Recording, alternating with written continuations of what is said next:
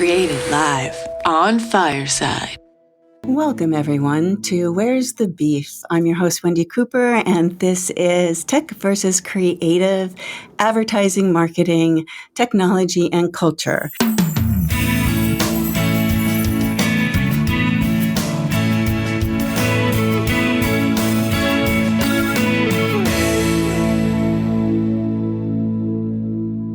I'm happy to introduce Roger Kibbe. He is the Senior Developer Evangelist from Vib Labs, Samsung. Roger Kibbe is a conversational AI and voice expert and works at Samsung, helping developers, designers, and companies amazing voice experiences. Prior to Samsung, Roger founded a voice startup and voice consulting firm. Prior to that, Roger worked for many years in the retail technology strategist and architect. I know Roger from actually on a different platform where we connected and from LinkedIn, and I am in love with this space. So Roger Kibbe, welcome to Where's the Beef? Well, thanks, Wendy. Happy Thursday to you. Yeah, so we'll follow a format where I really would like you to talk a little bit about what you do at Vib Labs. And also, is it Viv or Vive or Vive? It's Viv. But let's start with, what is artificial intelligence in the voice space? And I'll let you rock and roll with that, Roger. Yeah, so I like to talk about voice and think about, step back a little bit and think about how do we interact with our technology? So if I go open up my laptop, right, I start typing on it. I have the mouse. It may have a touchscreen or not. On my phone, which is right in front of me, I swipe, I tap, I type. On a TV, I go watch TV, ever mode, it has buttons there, right? And so one of the things that you think about when you think about all those ways of interacting is I had to learn to type. I had to learn to swipe and tap and what the gestures did on my phone. So that required me to learn. Now, voice, though, and I'll just talk about talking human to human and talking the way we are right now, right? Sure, I had to learn to speak and listen, but I did that as a kid, and I did it with other humans. And so what gets me excited in the way I describe voice is simply using the most natural way of humans to communicate, to actually communicate with our technology. So instead of making us learn the technology, with voice, we've completely flipped it around and we've said, hey, I'm going to make the technology learn the way humans communicate. And I think that's a fundamental difference and really drives some different ways of how we can interact and use our technology and opens up some opportunities. I do want to make it clear, right? Voice isn't going to replace everything, right? I think 10 or 20 years from now, I'll probably still have a keyboard. I'll probably still have a mouse, but I think I'll be talking to my technology a lot more than I do today. And certainly I am today a lot more than I was 5 years ago. And 10 years ago, I pretty much wasn't. It's really making technology understand the way humans communicate. So I'm going to tell a little story, very little. And it it has to do with why I became super interested in voice and from a creative perspective, right? And from a D2C, a direct marketing perspective. So that's me, right? The creative meets the direct marketer. And I found that like a couple of years ago, I was on a podcast and I was there with Emily Binder, and Emily has Wealth AI. She'll be on next week. I don't know if you know Emily or not. I do know Emily, and fabulous. Wow, you have a fabulous guest next week, and she's an amazing person. She is. Listen to her podcast, and she is. Love listening to Emily and talking with her. She's great. I met Emily because we were both on the Beancast together, and Emily is, 30 years, probably my, junior. Emily really kind of was introducing me to the voice world. That was like 2.5 years ago, if not more than that. And so my creative brain got, put on, and I thought, okay. And I started learning about Alexa skills and the 5-minute podcast and the flash briefings, and how can we really leverage this free medium, right? That is called Google Actions or Alexa skills. How can I turn that into something that I can creatively create these amazing audio experiences and develop it into a skill, and then leverage that as a marketing tool. And my brain just went on fire, because to me it was a free medium. And there's nothing better than a free medium, right? If you're a marketer, you don't have to really worry about the return on investment. And as a creator, Roger, for me it was like a gold mine. Wow. Mm-hmm. I can go out there and just create these awesome things. The challenge was, and this is I want to talk about a little bit, which put me off a little bit, was nobody was really into it. Nobody really got it. And I saw it from a very different point of view from, if you build a skill and you can become you can be like a product in the Amazon ecosystem, right? And treat yourself as a product, treat your skill as a product. I'm sure you get this. So I fell off a little bit because I just wanted to really create some really beautiful skills, but it seemed as though clients and consumers were not really ready for that. Thus, forward 2 years now, and things have changed a bit, but consumer adoption in the voice space still seems to be a big challenge. So growth is an interesting conversation for that space. It's interesting because I share your enthusiasm and your challenges. Voice has actually been around for a long time. But I will say that, probably the first thing that popularized it and was when Siri came out in 2011. And you could talk and you could do very simple things with it. But there wasn't really a way to build applications for it. But you could start controlling your phone via voice, and people discovered it. I think it was when Alexa was released in 2016, I believe, maybe 2015, that it really started to kind of explode, and people started buying those Echo Dots, and then Google Assistant came along, and then I work for Samsung. Samsung goes Bixby, Siri continues. There's a lot of independent voice assistants. So it's an interesting, because it's kind of there's two prongs of my thought. So one, if you look at the history of tech, it's actually one of the most fastest adopted technologies ever. So it raced ahead, and tons of people started using voice and bought typical little puck devices and experimented. It did simple things with it, but it's still only, I don't know. I don't have I'm going to get the stats wrong. So don't quote me on this, but I think it's something like 30% of people use a voice assistant. I've heard different stats, more than that. And it really depends on, and most voice assistant use is on people's phones. And a lot of people use it for simple things on their phones. And then, a smaller portion, but a significant number of people have gone and bought a voice assistant, right? They're pretty darn cheap, right? To go buy something like that. So on the one hand, I'm bullish because it actually went from nothing to something pretty big really fast if you compare it to what other technologies did. But I think the challenge that you speak to is real. And I think it's interesting there's this enormous promise, and I'd love to talk about marketing and voice because I can get really passionate about that. Me too. But there's this enormous promise of being able to interact with our technology via voice. But what people are using it for now, right? So they're using it for setting timers, playing music. The best use case ever is playing music with your voice assistant, right? Much faster than typing and swapping and typing. Home automation, simple Q&A, questions and answers. So a lot of what people are using voice for is what I'll call what's the kind of native experiences, what's been built in by the voice assistant providers. So what Amazon built into Alexa. What hasn't had the traction is there's absolutely the ability for anyone to go, and Alexa calls them skills, it's Google Actions, Bixby calls them capsules. Siri isn't quite there yet. But you can build your own experience, and a company could go build their own experience.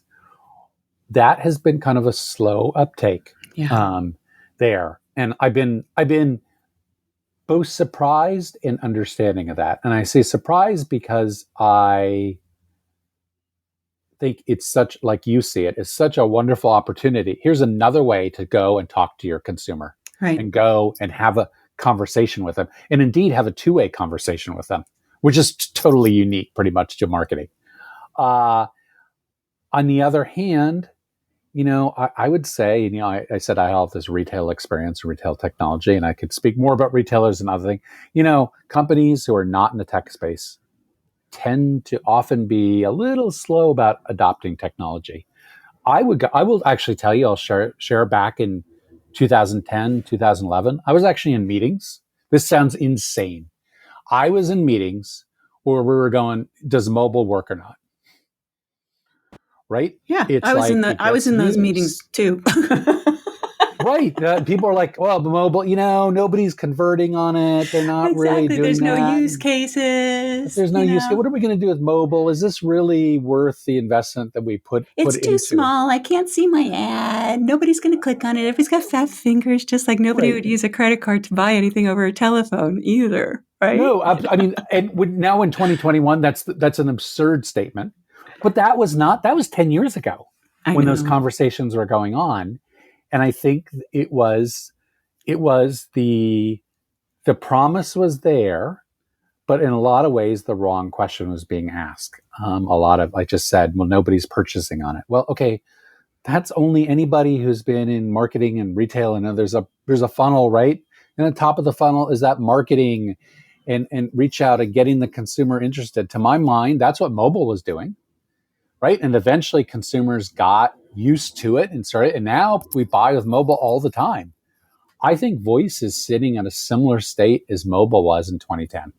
Yes. Where there's a lot of questions about it. Is it going to work? Is it not going to work? Privacy issues. Yeah. And these concerns around, well, nobody's converting, nobody's buying in voice now, which is probably, there's not a lot of that happening. But wow, what an amazing marketing tool you have. Oh my Use God. it for that top of that funnel. And I will say that those companies who sat in their hands in 2010, 2011 and didn't do anything were eclipsed by their competitors who went full bore with mobile, went out, got crazy, experimented, broke a bunch of things, Right. kept on trying, kept on iterating, and then built these mobile experiences and then got a competitive advantage. And to my mind, and you got me my hobby horse now, to my mind, voice is in that same situation where it's go out, go experiment, figure out how consumers want to use it. You're probably going to break things. It's okay. It's so new.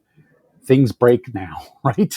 But go figure out, go experiment, because some N years down the line, if you didn't do that, you're going to regret that you didn't do that. Just like what happened with mobile. So, Roger, this is crazy what happened. Just yesterday, I had to send somebody working possibly with a very big church here, actually. They want to get into the podcast space. Let's just say that. But there are so many other things that I see them that they can do. So I sent them over this this schematic, beautiful presentation that I did for an ex-colleague of mine. His name is Josh Reynolds. He was the original inventor back in the 70s of the mood ring. Of the actual mood ring. He was actually the inventor also of the Thigh Master. But Josh is now a little older. And so he came to me and he got this pie in the sky idea that he wanted to do an app for his mood ring because he decided that he wants to now sell his mood ring again. And I'm thinking, and he's done a lot of things in direct marketing space. So I know Josh over the years, but he's still thinking like the past. And so when he came to me and he said, and I said, whoa, Josh, he was asking me a question about something. It had been 15 years since I talked to this man. And I said, okay, so what I'm hearing is that you basically want to use the biorhythm or whatever from a mood ring, right? The mood stone ring that we all know about changes colors depending on your mood. And you want to make it now a wearable that basically you're going to do an app for, and you want to raise a bunch of money to do an app when... Let me present it to you this way. What if you could tap into all of the millions of people who have mood rings already, because they do. People buy them, millions of them every year. Not his, but mood rings in general, because he invented the stone, right? And then from there, you create a Google Actions or a skill. and you bring people into, oh, what does that black mean? So now you're giving them a reason when they look at their mood ring that they can actually go on to say, Alexa or Google, my stone is black today. But the way you can design this engagement of you don't have to sell anything. You can just have like a membership, subscription for like 99 cents. I don't know, in your skill, how you design and create it. There's such a marketing opportunity there that is not about making an app, but using what is available through this voice technology and smart technology that's out there, but getting creative in how you're designing that tool. See where I'm going with that? I do. So then that becomes, let's say it's a skill, because I'm more familiar with that. But I'm sure it's the same for Google, right? Where you get into the ecosystem of the shopping, the original mood ring skill that has all of this beautiful design underneath of it, where people can go this way or that way, or find out about why they are anxious, and maybe tap into a little meditation that, oh my God, the world is like the oyster. Wendy, that's, I was talking about that I'm going to talk about that funnel again, because I love talking about it. So what I talked about, the marketing and the top of the funnel, you're talking about is the very bottom of the funnel, right? After I purchase something, and you think of support and that things, but now it's kind of even more, so there's a little bit of marketing involved that make it fun to use, right? So I love that idea of, you already have this out there. Then go and build something that augments it, that makes it more fun to use. I have to admit, you made me laugh at a mood ring. I was, I guess this must have been pre-COVID, because we were traveling. My family and I, we went up to Seattle for a vacation a couple of years ago, and we all bought mood rings. Right, we found them in the store, and we were all walking around for the next 2 days, like looking at each other's moods and laughing and having a good old time and things like that. I don't think I'd put on a mood ring in many a moon. But it was a really fun kind of family thing to do. But Roger, imagine you guys could just go like, "Hey Google, my ring is yellow right now. What do I do?" And that just led to so many other things, through that schematic of a skill or a Google action, where you're bringing people their invocation. So in voice, it's about invoking, right? So we invoke an action. So depending on what we say as the human being speaking to the smart device, that invokes what they do. But what most people don't understand, or should understand, as a marketer, as whatever, you can develop your skill to do whatever to create that invocation. Can we talk a little bit about how that works and all that good stuff? One of the things that I think is so I talked about my family, and we all had mood rings, and it was fun, and it was kind of a social thing. And one of the things that struck me as you're talking, and I've always thought about voice, is because you go ask a voice assistant something and you get an answer, and it's vocal and anyone else can hear it, it's actually a social technology, right? Very different. If I had an app on my phone and my mood ring turned yellow and I went and launched up and clicked yellow, now it's a solo one-on-one thing with me and my technology. And we've taken kind of the social aspect out. And then, you know what? I'm going to look at my Twitter feed. I'm going to get half an hour later, right? I'm going to engage back with humanity, right? Happens to me all the time. Mm-hmm. One of the beauties of voice is quick in, out, and that ability for other people to share. Oh, what's my mood ring's yellow? Oh, and this means blah, blah, blah. And everyone can laugh and have it. So there's a social aspect to it. But to answer your question, to answer your questions, yeah. I mean, the idea is right now, so it's similar to the web, right, where you get a domain name, right? So I'll just pick on Target. So target.com, you go to target.com, and Target is where you can shop. So with voice, you choose that as an invocation name. So you could say, Alexa, talk to Target, or hi Google, talk to Target. And then you'd be talking to Target's voice application, right? And their voice experience. Right. I use voice experience as a generic term for skills, actions, etc. Mm-hmm. And then it would entirely be, yes, there's a platform in front of it, but you as, if I'm target, then target would be controlling that interaction back and forth with the customer and could provide whatever experience they wanted. So it's very much akin to, in some ways, to building a website or building a mobile app. It's just your voice instead of a UI. Yeah.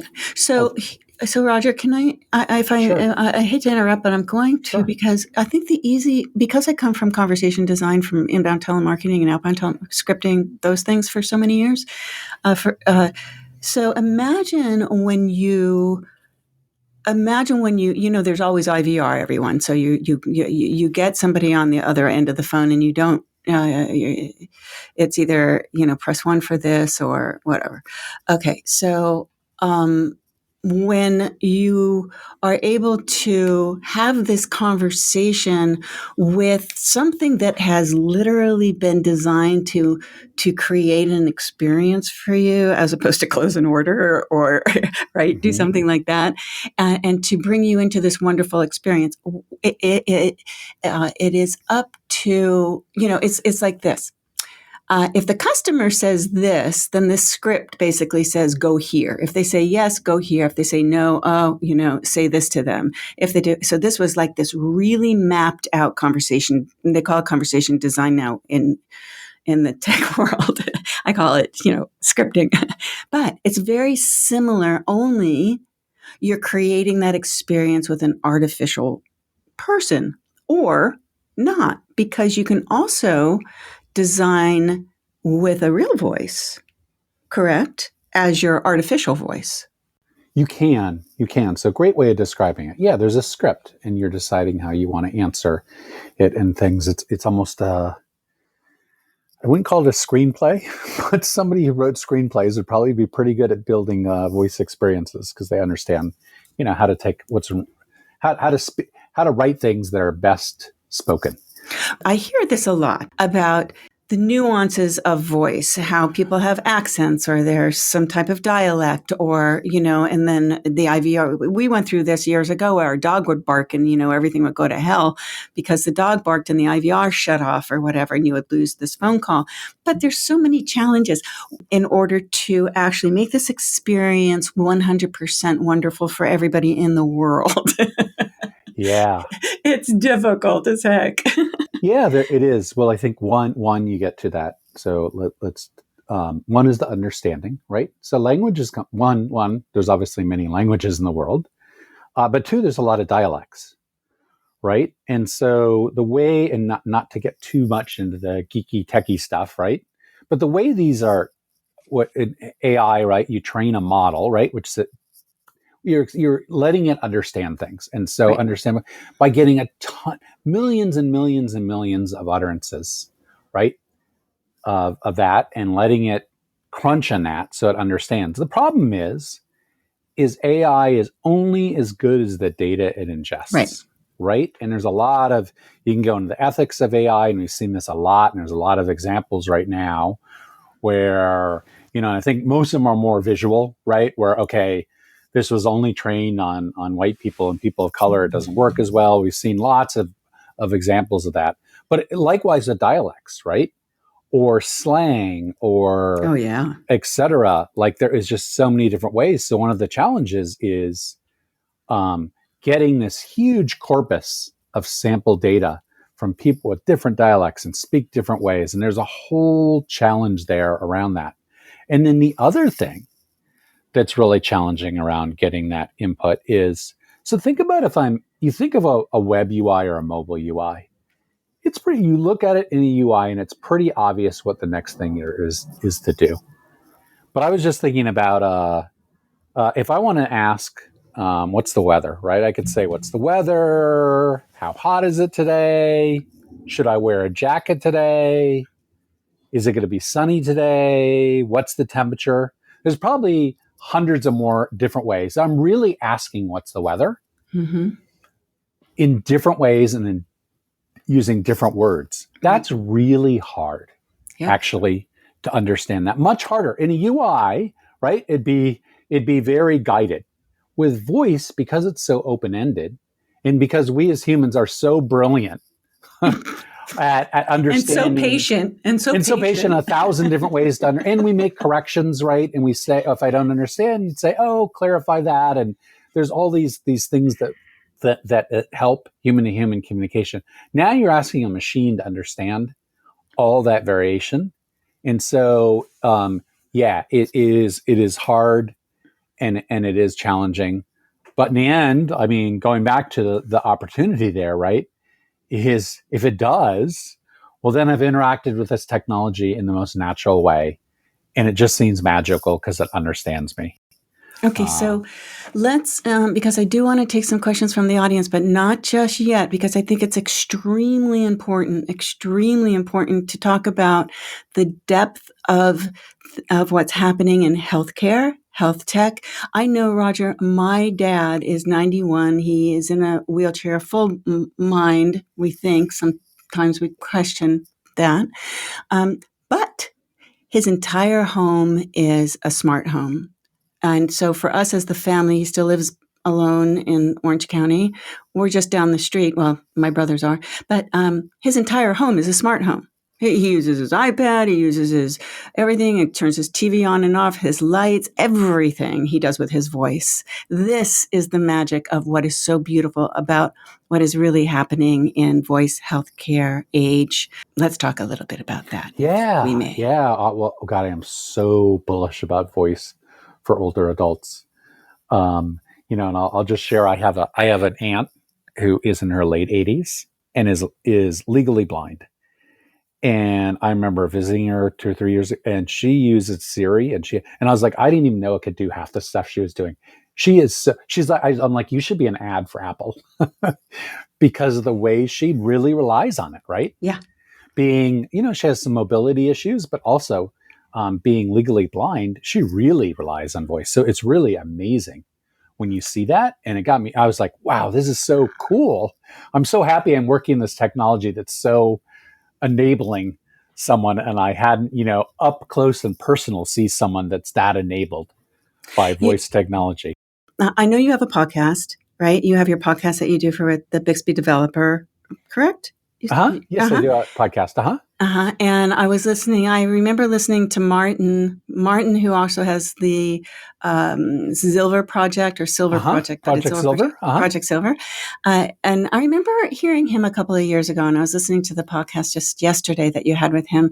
And he always brings up such great points about the nuances of voice. And Martin is actually, he's over in Amsterdam, in Holland? Yeah, in the Netherlands and Holland. In the Netherlands, yeah. Yeah, in Amsterdam he lives. Yeah. So it's super interesting to listen to him, to hear him speak about all the changes and things that he's making, and then and all of these little nuances that people don't, it's so into the healthcare system that Google, actually, I believe it's Google, or I'm not sure who. It's one of the companies that is working on all of these things, but in the healthcare sector, so that when you go home from the hospital, now this was pre-COVID, I don't know what they're doing with the COVID, but let's just say you went to the hospital, and you know how the nurse comes in and you had a surgery, and now you're going to go home, and they give you all of these directions and these pieces of paper, and you don't listen, and you never remember anything. But to just have that as an action, really, where the person, it's loaded up, they invoke their whatever, and their post care is always there for them to be reminded by just using their voice and asking what that care is. I think it's genius. I love that, right? And I think as a medical industry adherence, something like that. But it's this problem of people, you tell them what to do, take this medicine, go that, they go home and forget it all and don't do it, right? And what an amazing thing. And not something, it's where it could be, not only could you ask it, but there's ability to have alerts and proactively, right? Have you taken your medication today? Have you done this? I thought a lot about it. I got an injury and I had to get physical therapy, right? And they go home and they're like, okay, here's the 6 exercises, right? You got to do. And of course I get home and forgot half of them. Of course. At best, right? I'm like, oh, I'm going tomorrow. I better try these exercises. I could, I wasn't really doing them, right? But that extended the time that I needed to go there. I absolutely love the idea of using voice assistants is this low friction, Yep. easy way to remind people about taking their medication, doing their You exercises, could even have moving pictures. around. Roger. You could even have with the multimodal, devices. You can have for the older people that maybe they have very similar looking medication. A lot of people are home alone and they have to take care of themselves, and this is a direct contact, through your voice. And it's a way of, in a way, let's say, like I go see, I have my yearly appointments with my doctor, right? And if there's something issue, then otherwise I go. But it's a way to interact with maybe not directly with your doctor, but something that has some AI around medical issues much more often, right? Daily, I could ask it questions or get information or tell it what to do. I think it's this is what I learned. Your voice is the safest identity factor, from what I understand. Nobody can really ever replicate exactly your voice. Even if you have a cold or anything like that, I believe that there's software out there that does, for that security reason. So people feel well, people, even the best impersonators aren't really, they would never get by the software that actually can detect true voice, your voice. That is true. Although, never, there's all this thing about deep fakes, and there's some deep fake voice. Never, the technology, fights with the technology always on the, on that side. But I think you have a point. And also just the ease of use. So when you just think about it across the board, from real estate agents that want to have a touchless experience, the creative is created for whatever purpose you want to use it for. And that's why I always say, there's such a disconnection. It's like, now tech is rip-roaring away, going, yeah, voice. But hey, let's think about the creative spot over here. Now, how are we going to use it to make people money, and what does that look like? So that's the space that I love. And I do want to take questions from the audience before we have about 20 more minutes left. And I see Nigel is down in the audience. The floor is open for anyone in the audience to come on up. I want to remind you that I am speaking with Roger. I have to turn my computer back on and reintroduce yourself, Mr. Kibbe, would you please? Sure, Roger Kibbe. So I am a senior technical evangelist for Samsung, and I have worked in voice both for Samsung and then my own voice startup for the last 4 or 5 years. And I have a deep technology background, but I also spent a lot of time halfway in the business, halfway in the technology side. So I love talking about the intersection of the two. Your Twitter is Roger Kibbe, and it is Kibbe, so it's at Roger Kibbe. And you can also be found very easily on LinkedIn. Is there anybody have a question in the audience before I move on to my next? I have to look to see. Okay. Well, I guess we're doing a good job if nobody has any questions. Anybody have a joke they want to tell? No, I'm kidding. Here comes I like Nigel. Jokes. Bring them. Oh, here we go. Nigel, now you got to tell a joke. I might become the joke. How about that? Nigel is a force within the voice space also. So come on up, ask your question, share whatever it is that you would like to do, Nigel. Yeah, I laugh at myself all the time, by the way. But my question is about. First, I wanted to comment really quickly on the stuff about like medications. One of the best things I think people miss for medications, and this is that pamphlet that they always give you with all the stuff that conflicts with your medication, which nobody reeds. I throw it away already folded up. I don't even unfold it. Oh no, man, I read it. I read the whole thing. I'm kidding. I don't think I've ever read one. Right. So think about this, right? So think about the fact that if you're a younger person, you're not reading it. Nobody's reading it. When you're getting reminded, having a reminder that says, "Hey, by the way, don't eat this. Don't take this with peanut butter. Don't take it 2 hours before the bed." That kind of thing. That would be so helpful, and you would save a lot of trees and et cetera, et cetera, et cetera. Easy, low hanging fruit, no issue. But no one does it. At least as far as I know, and I hope I'm proven wrong. But my question is more about music. And we started this kind of chat yesterday about the music piece of it and independent artists, of which my son is one. and voice there. Where do you think independent artists, music artists, can use voice to really drive one, adoption, and two, just building their own brand? Yeah, so I get really excited about voice and music and voice and independent musicians. And I think about, so when people say they're like, well, people use voice for music all the time. I'm like, yeah, but to play, right? And that's great, play my Spotify playlist or play this or X, Y, or Z, right? My, whatever song I'm in the mood for. But I think when you think about music, what you really want, what you're really creating is a really loyal fan base, right? People are just incredibly loyal to this musician, and they really want to hear not just their music, but what happens to them personally, or they're just where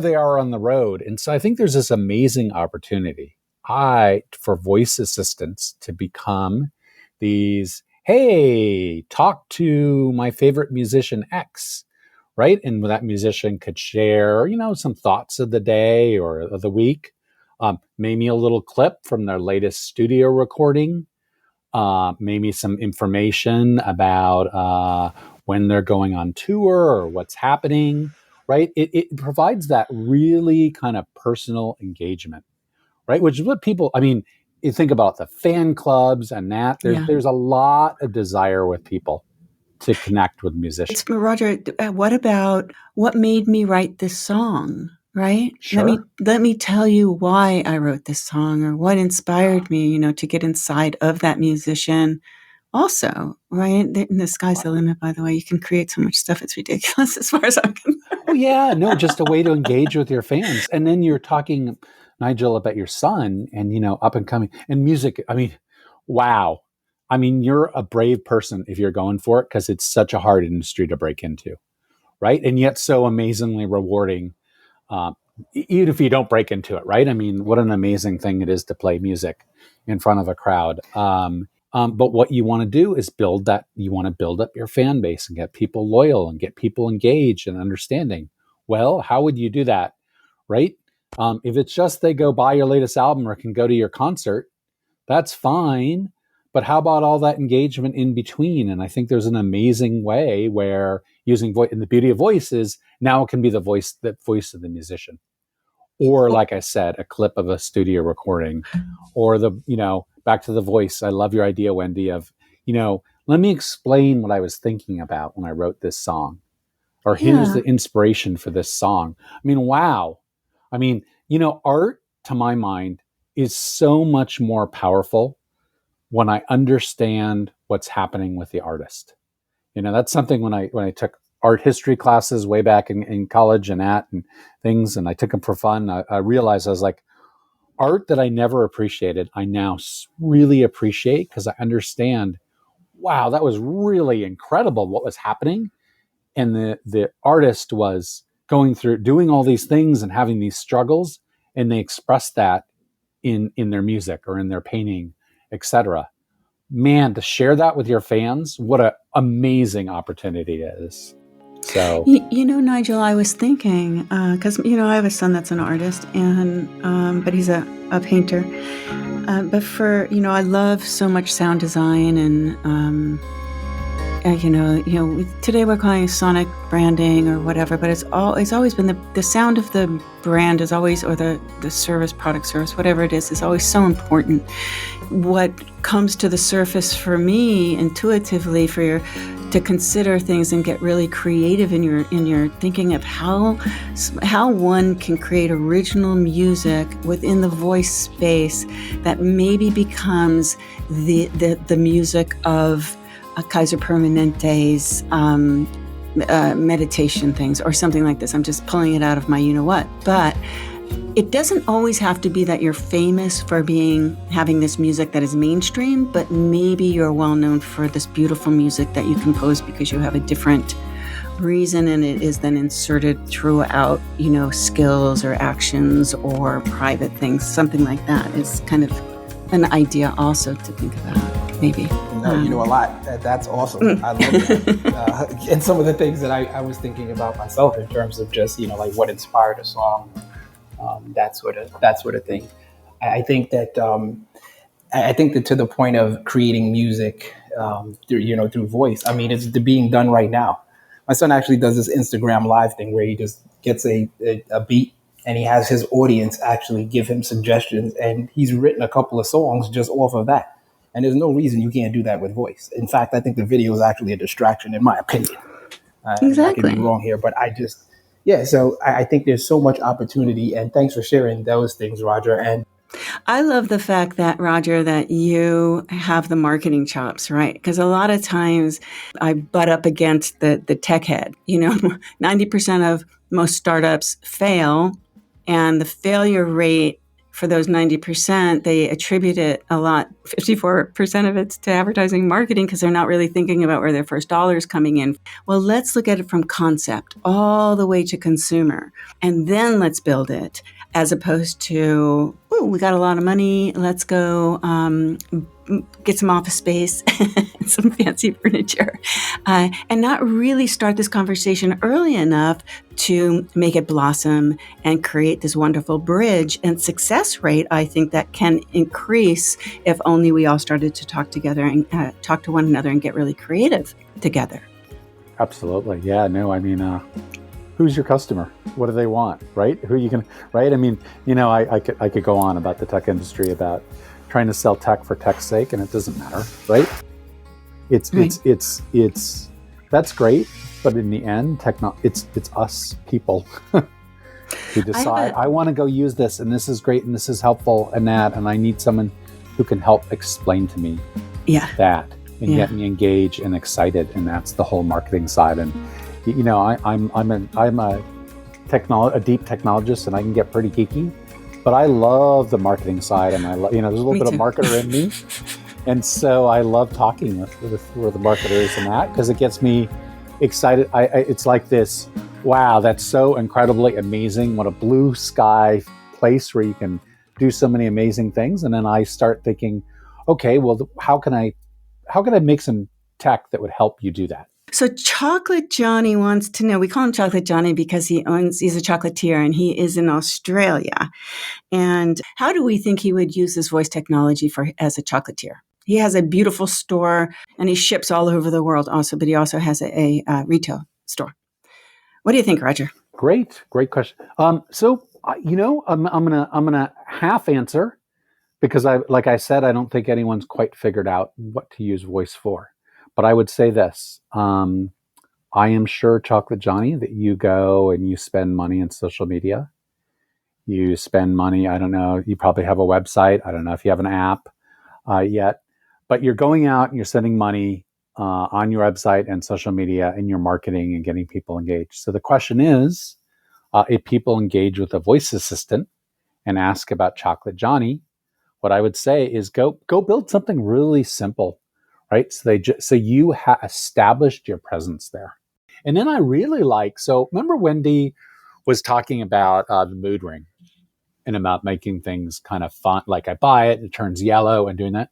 Okay, what about if you had an experience where you could ask the Chocolate Johnny skill, perfection chocolates, about the caramel, man, what is it what's that special thing you do with that caramel? Right? Or how did you build that? How did you come up with this? Right? So expose the creativity behind it. So after I buy something, right?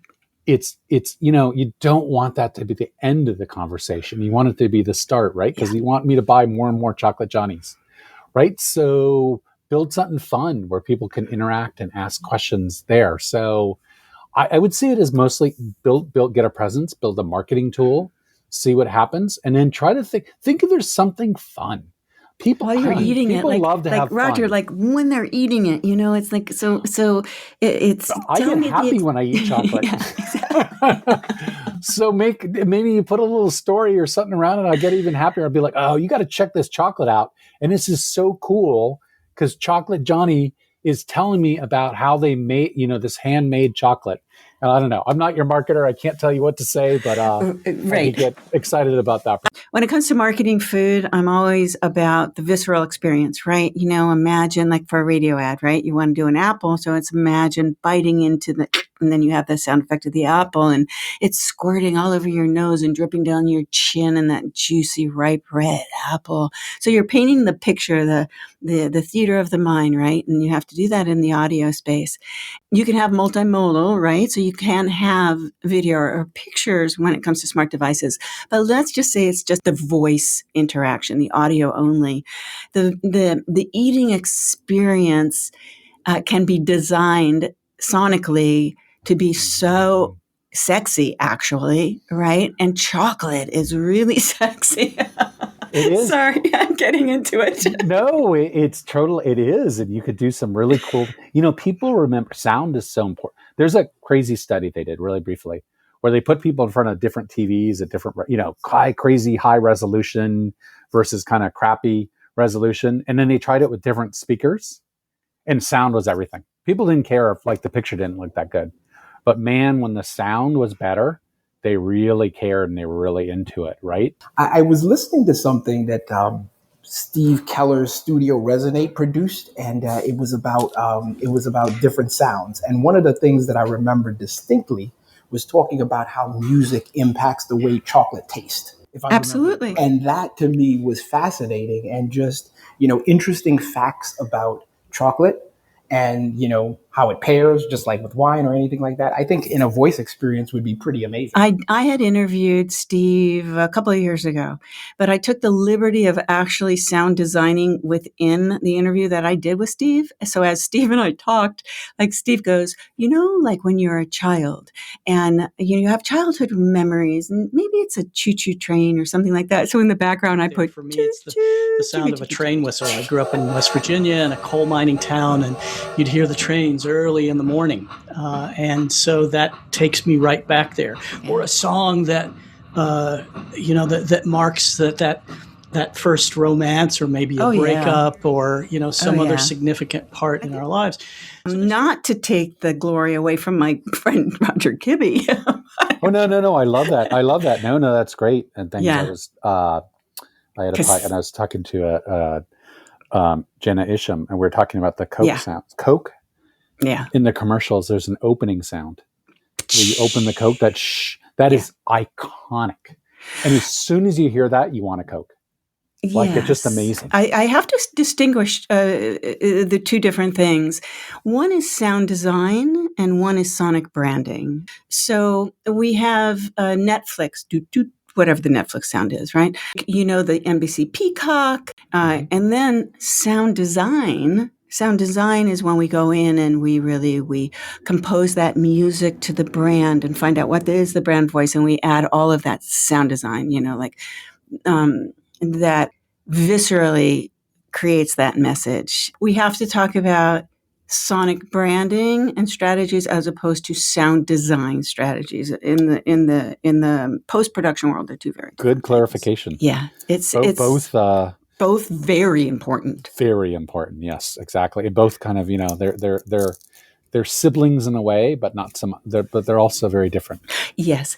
At the end of the day, audio, voice, using your voice, finding a way to use your voice in order to leverage your service, your product or service, use it in marketing.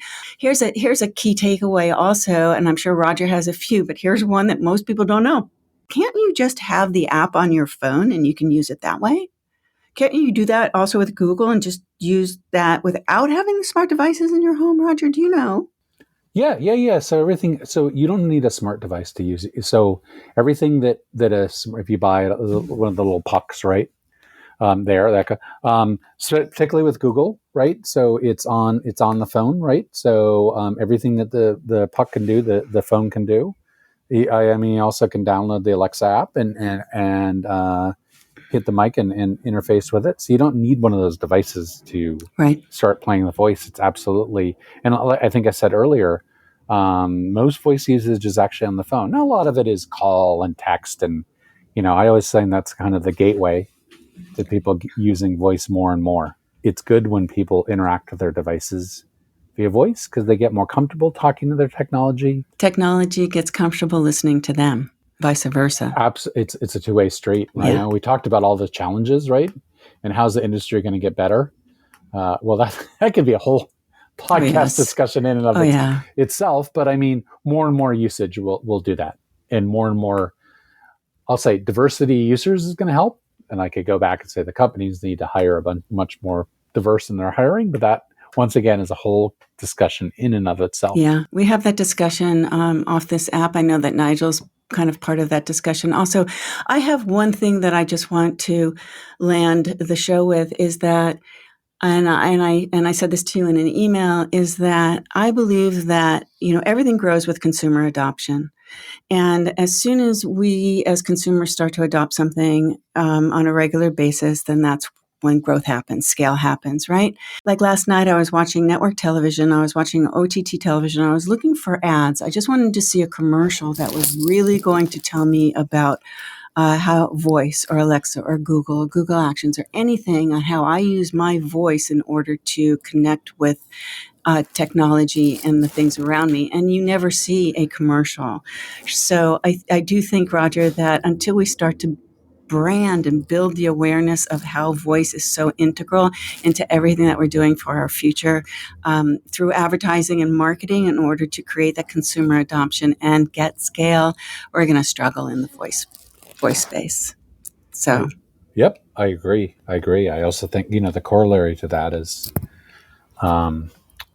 yes, I can talk to my phone. I can talk to my voice assistant. I can't talk to my laptop right now. Well, I can't do a couple things. No, but I mean, I need to be able to expect to be able to talk to devices. And when I start to be able to talk to my devices, then I'm going to start using it more and more. And then when I hear more about it, and so you get this virtuous cycle of, I hear about it, I try it, and then I try it with something new and it works. And then I hear more about it, and that kind of beautiful virtual cycle of discovery and awareness and usage that happens. So yeah, tis a challenge. And that challenge we are up for. Correctamundo? Absolutely. Absolutely. Why do I sit in this industry? Because I see so much amazing what we've done, but I'm like, if you saw me right now, I'm about to jump off of my chair because what we could do. That creativity that is out there in that voice space, it's like I dream of it dripping on me at night. and yet, it's really just difficult to get people. Show me the use case, Wendy, and I'll go for it. It's like, okay. At this point, like I'll go back to right now, I think there's a lot of experimentation. Yeah. So show me what the use case is go experiment and try it and see how people engage and stop looking for hard ROI. That's right. Because that will come, but I'll go back to my... It's going to cost you a lot less now. 2010 in mobile. Oh, there's no ROI. Ridiculous. I'll tell you, 2030 in voice, that's going to sound ridiculous saying that right now. So exactly. Look out. Jump on board. Roger Kibbe, thank you so much for being here today. Thank you so much. It was super fun. Created live on Fireside.